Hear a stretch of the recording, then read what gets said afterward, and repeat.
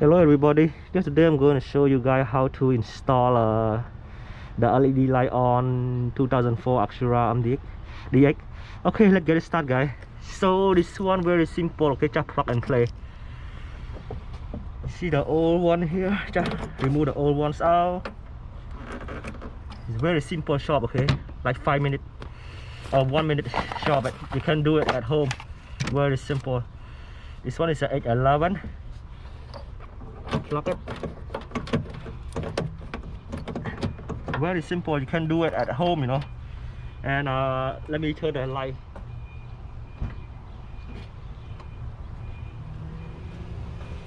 Turn on the headlight and plug it. And let's see, we test it, make sure. Okay, it works now. Look it. The light work. Then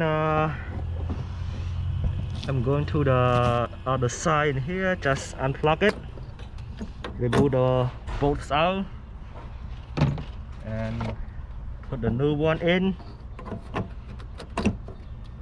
But make sure, okay, when you install the LED light that I got in here, just make sure it's adjustable, but make sure it's a 90 degree, okay?